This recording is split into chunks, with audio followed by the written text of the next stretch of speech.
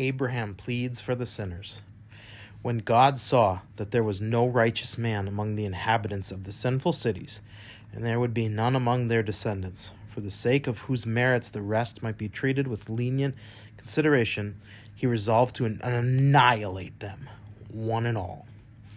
But before judgment was executed, the Lord made known unto Abraham what he would do to Sodom, Gomorrah, and to the other cities of the plain, for they formed a part of Canaan, the land promised unto Abraham.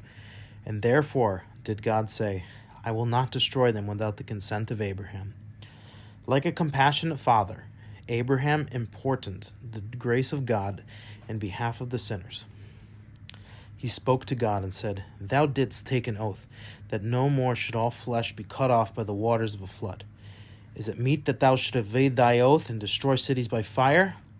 Shall the judge of all earth not do right himself? Verily, if thou desirest to maintain the world, thou must give up the strict lines of justice. If thou insisteth upon the right alone, there can be no world. Whereupon God said to Abraham, Thou takest delight in defending my creatures, and thou wouldst not call them guilty.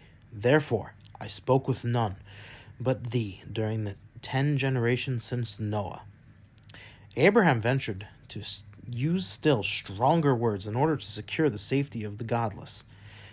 That be far from thee, he said, to slay the righteous with the wicked, that the dwellers on earth say not, It is his trade to destroy the generations of men in a cruel manner, for he would destroy the generation of Enosh and the generation of the flood, and he sent the confusion of the tongues. He sticks ever to his trade.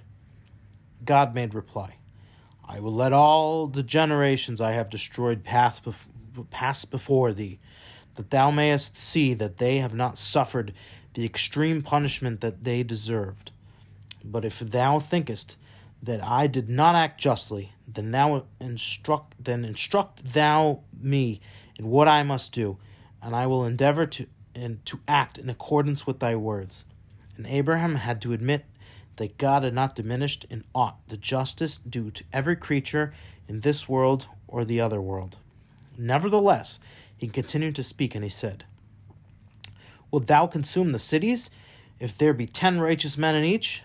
And God said, No, if I find 50 righteous therein, I will not destroy the cities. Abraham, I have taken upon me to search unto the Lord, I who would have been turned long since into dust of the ground by Amraphel, and into ashes by Nimrod, had it not been for thy grace. Peradventure there should lack 5 of the 50 righteous for Zoar, the smallest of the 5 cities. Wilt thou destroy all the city for lack of 5? God, I will not destroy it, if I find there 40 and 5. Abraham, peradventure there be 10 pious in each of the 4 cities. Then forgive Zoar in thy grace, for its sins are not so great a number as the sins of the others.